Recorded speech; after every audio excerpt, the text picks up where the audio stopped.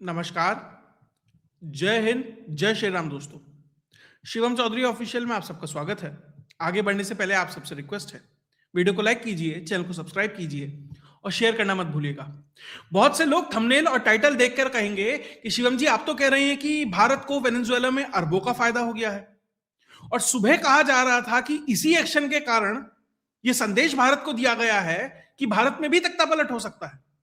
तो ये कंट्रास्ट कैसे है?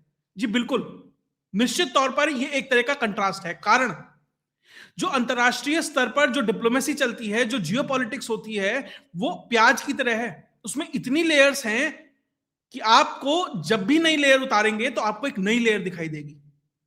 बहुत जगह आपके हित वेस्ट से डाइवर्ज होते दिखाई देंगे, बहुत जगह कन्वर्ज होते दिखाई देंगे, और इसी को बैलेंस करने का नाम डिप्लोमेसी है, और इसी को बैलेंस कर चलना है आने वाले मल्टीपोलर वर्ल्ड के अंदर। यही भारत की डिप्लोमेसी की असली ताकत है। अब जब वेनेजुएला पे अमेरिका ने ये एक तरीके से हमला कर दिया, हमला नहीं कहूंगा, एक ऑपरेशन किया और उनके राष्ट्रपति को उठाकर ले गए, उसके बाद पूरी दुनिया से संदेश आने लगे, पूरी दुनिया से रिएक्शन आया, कोलंबिया से लेकर और चाइना तक।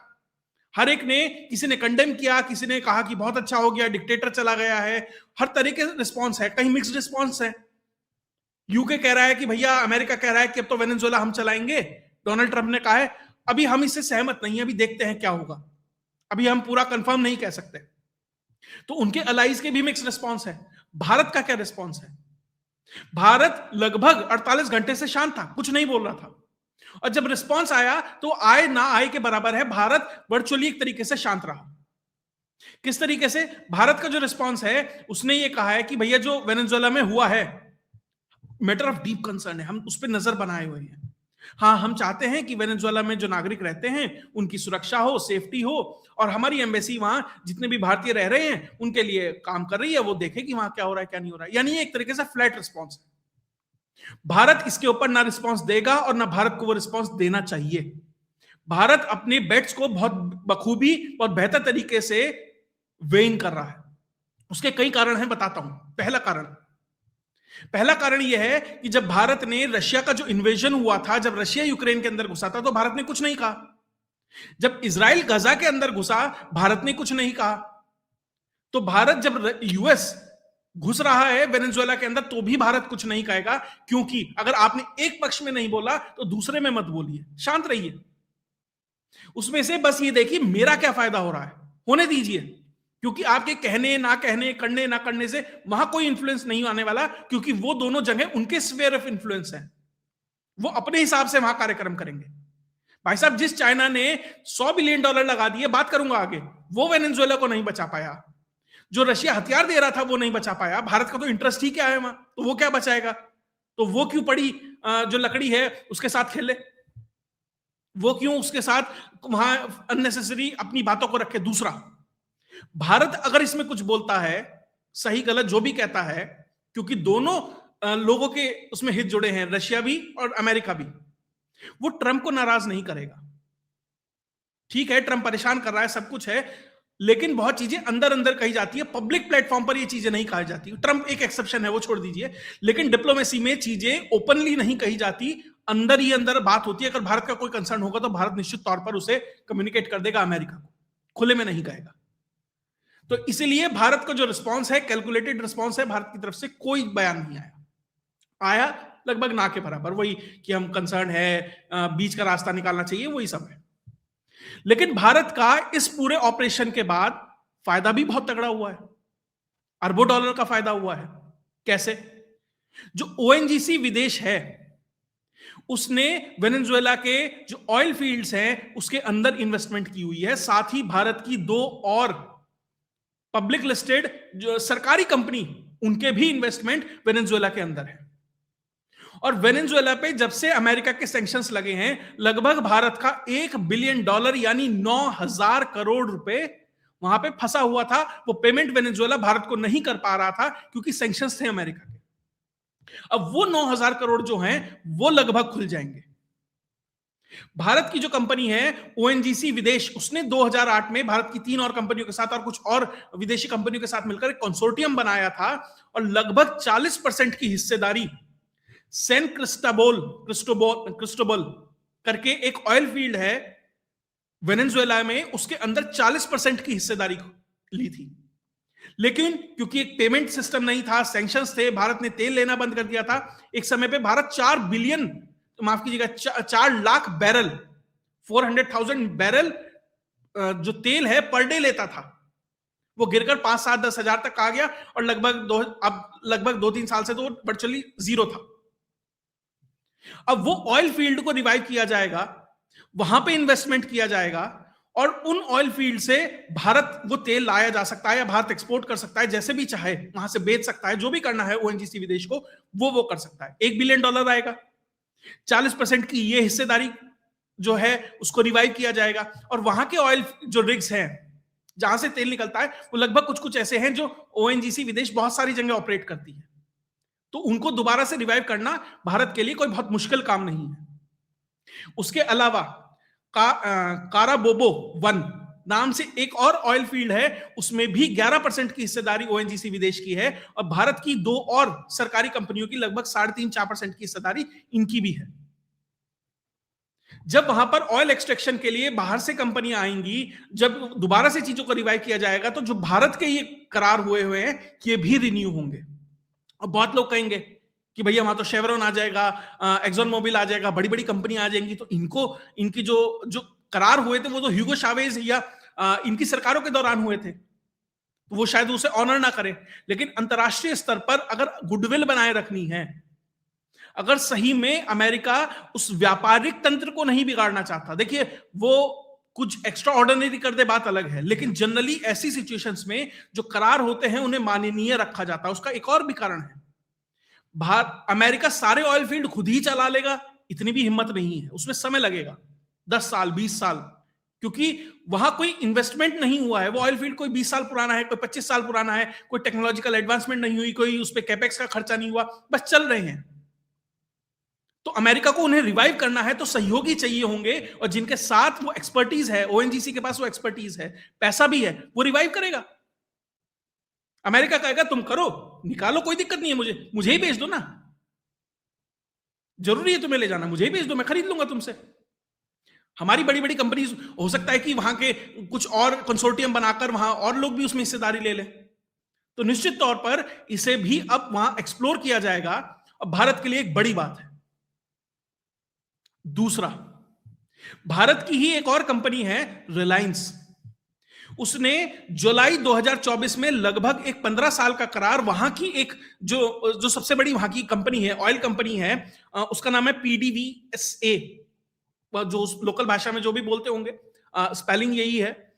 तो उसके साथ एक 15 साल का करार हुआ था, जिसे US treasury office of foreign assets control ने मान्यता दी थी कि ठीक है, आप 15 साल तक एक्सप्लोर करिए, निकालिए, सब कुछ है, कोई दिक्कत नहीं है, हमें कोई परेशानी नहीं।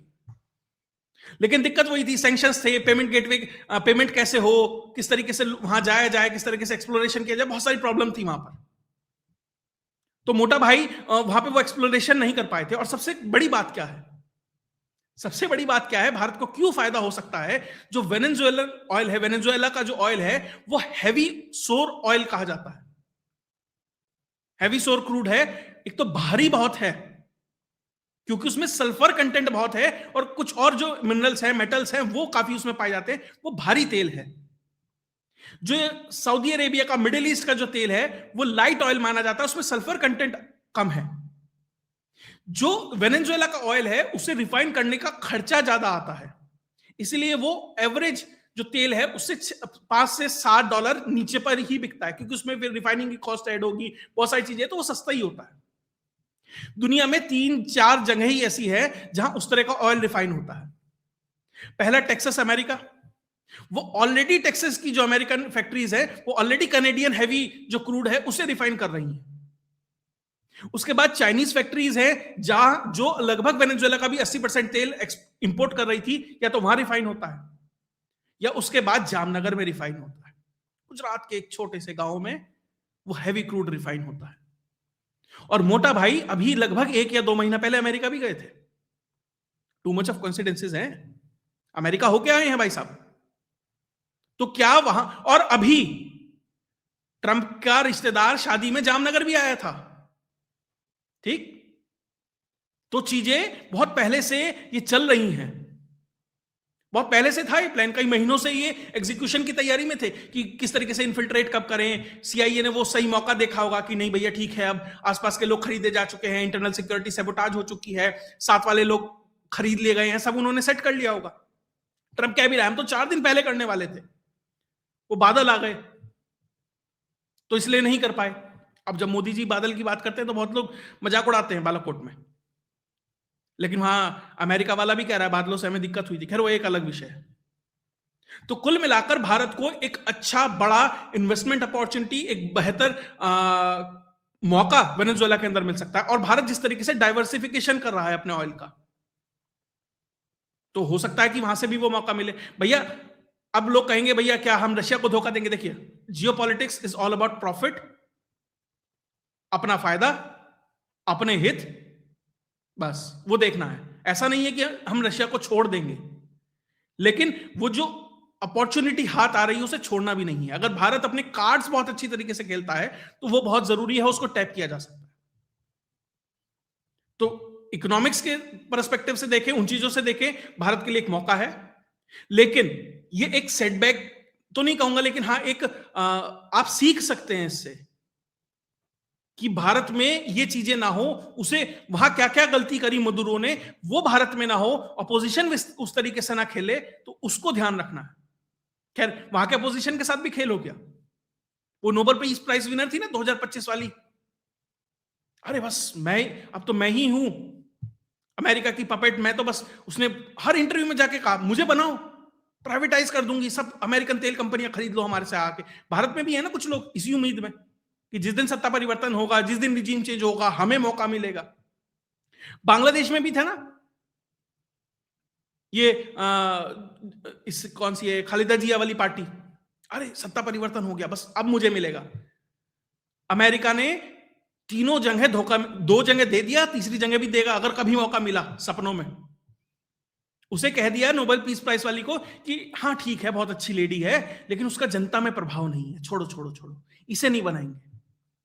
जो वाइस प्रेसिडेंट है फिलहाल और 2 दिन से रशिया में है, बात चल रही है कि उसे इंटरिम प्रेसिडेंट बनाकर उसे फिलहाल के लिए वहां बिठाया गया है। तो बांग्लादेश में भी धोखा मिला, वहां मोहम्मद यूनुस बाहर से लाके इंपोर्ट करके बिठाया गया, यहां भी हुआ। तो भारत वालों यूज एंड थ्रो हो तुम, इस भरोसे मत बैठना कि तुम्हारा इस्तेमाल करके तुम्हें प्रधानमंत्री बना दिया जाएगा और ये कर दिया जाएगा। जिस दिन मौका आएगा ना, ऐसे हाथ पहुंचा बाहर, कोई तीसरा इंपोर्ट किया जाएगा। तो ये भारत के विपक्ष के लिए भी और भारत के पक्ष के लिए भी, दोनों के लिए एक तरीके से सीख है कि कैसे बचा जाए, और इसी के बीच में से आपको मैनूवर करते हुए जाना है और अपना फायदे का काम निकाल के लाना है। खैर ये तो भारत के लिए है, क्या प्रॉफिट हो सकता है, लेकिन किस तरीके से इस 2 घंटे के ऑपरेशन में चाइना को $100 बिलियन का नुकसान हुआ है। जी हां, 105.6 टू बी प्रिसाइज, $105.6 बिलियन का नुकसान चाइना को हुआ है। क्योंकि चाइना ने जिस तरीके से धीरे धीरे धीरे नर्चर करने का प्रयास किया वेनेजुएला को, चाइना ने बीआरआई प्रोजेक्ट के तहत पूरी दुनिया में $1.3 ट्रिलियन से ज्यादा का इन्वेस्टमेंट किया। पाकिस्तान का सीपीईसी है, अलग अलग जगह हम्बनटोटा पोर्ट है, मान लीजिए श्रीलंका में, हर जगह वो पैसा लगा रहा था। सबसे ज्यादा पैसा उसने वेनेजुएला में लगाया, लगभग $105 बिलियन का इन्वेस्टमेंट है उसका। अब वर्चुअली उस 2 घंटे के ऑपरेशन में, जो रात को 2-2:30 बजे से चला, 4 बजे, 3:30, 4 बजे तक चला, चाइना का सारा पैसा जीरो। चाइना ने 2006 में लोन दिया $2 बिलियन का, जो अगले साल बढ़ के $27 बिलियन हो गया। 2007 में दिया $6 बिलियन का, जो आगे बढ़ के $12 बिलियन का हो गया। उसके बाद 2009 में दिया $8 बिलियन का, जो आगे बढ़ के $27 बिलियन का हो गया। ऐसे करके इतने सारे उसने लोन्स दिए, और उसके एवज में उसने सिर्फ और सिर्फ एक चीज कही, भैया हम श्रीलंका को लोन देते हैं या फंड करते हैं तो एवज में कुछ तो लेंगे, गारंटी रखवाएंगे, सिक्योरिटी रखवाएंगे। अगर कुछ खरीदने के लिए दिया है तो उसके एवज में कुछ खरीदेंगे। चाइना ने सिर्फ और सिर्फ एक चीज रखी, कोलेटरल मान लीजिए, या अगर कुछ खरीदा है वो है सिर्फ और सिर्फ वेनेजुएला का सस्ता क्रूड ऑयल, क्योंकि दुनिया तो खरीद नहीं रही थी, सिंगल बायर था। तो जो कहता वो करना पड़ता, वही किया वेनेजुएला ने, वही तेल उसे बेच रहा था, और वही सस्ता तेल जो चाइनीज इकोनॉमी है उसे फ्यूल कर रहा था। अब देखिए अमेरिका ने क्या किया, वेनेजुएला की टंकी बंद कर दी, तो चाइनीज जो तेल है वेनेजुएला से आ रहा था वो बंद हो जाएगा या कम हो जाएगा, जो भी होगा। कम इसलिए कह रहा हूं कि हो सकता है चाइना रेयर अर्थ की डील कर ले कि हम तुम्हें रेयर अर्थ देंगे, हमें वेनेजुएला का तेल आने दो।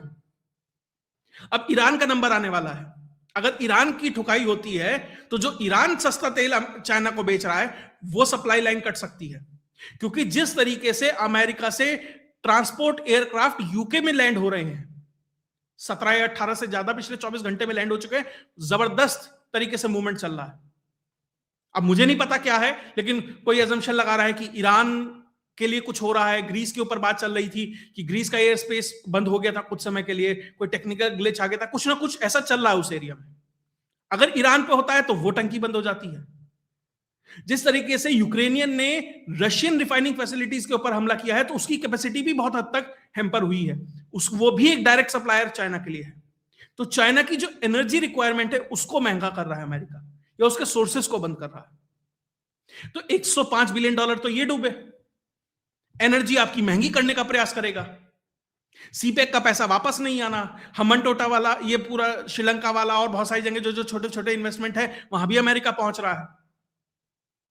तो भाई साहब जो सुबह कहा था ये लड़ाई तेल की नहीं है, ये लड़ाई चाइना रशिया को चोक करने की है। रशिया तो उतना बड़ा कंपेटिटर है नहीं, असली कंपेटिटर चाइना ही है। अगर जेडी वांस को आप स्टडी करेंगे, जो अभी वाइस प्रेसिडेंट है और ट्रंप के बाद जो अगला नंबर जिसका आने वाला है, वो सीधा कहता है हमारा मेन एडवर्सरी आज के समय में चाइना है, रशिया की वो बात ही नहीं करता कि वो मेन एडवर्सरी है, नंबर 2 स्पॉट पे आ गया। तो चाइना का ही नंबर आने वाला है, उसी के लिए सारी की सारी तैयारियां चल रही हैं। हो सकता है कि चाइना पे डायरेक्ट इस तरह के कुछ जो उसका सामना हो रहा है उससे पहले वो ग्रीनलैंड पे प्रयास करेगा रेयर अर्थ के लिए, क्यूबा पे प्रयास करेगा, कोलंबिया पे प्रयास करेगा, ये छोटे छोटे जो किले हैं उसके स्फीयर ऑफ इन्फ्लुएंस में उन्हें ढाएगा। भारत में तो प्रयास चल ही रहा है, वो अलग चीज है, वो एक साइड प्रोजेक्ट की तरह निश्चित तौर पर। देखिए भारत को वो कभी एक हद से ज्यादा नुकसान भी नहीं पहुंचाएगा, एक हद से ज्यादा ऊपर भी नहीं रखेगा। वो एक विंडो है, लोअर जो रेजिस्टेंस है और ऊपर जो नीचे का सपोर्ट है और ऊपर का रेजिस्टेंस है ना, उसके बीच में रखेगा कि इसी के बीच में बर्नर ऑन ऑफ करना है। सरकार लाइन को टो करेगी एक हद तक तो ठीक, नहीं करेगी तो बर्नर तेज, जो पाकिस्तान के साथ करने का प्रयास किया था ऑपरेशन सिंदूर के दौरान, ये चलता रहेगा। लेकिन लड़ाई डायरेक्ट अभी चाइना से है और उसके लिए सारे प्रबंध किए जा रहे हैं। खैर इसमें जो भी आगे और डेवलपमेंट आएगी, जो भी जानकारियां निकल के आएंगी वो आपके साथ शेयर करता रहूंगा, लेके आता रहूंगा। अगर आपको ये वीडियो विश्लेषण अच्छा लगा तो वीडियो को लाइक कीजिए, चैनल को सब्सक्राइब कीजिए और शेयर करना मत भूलिएगा। जय हिंद, जय भारत।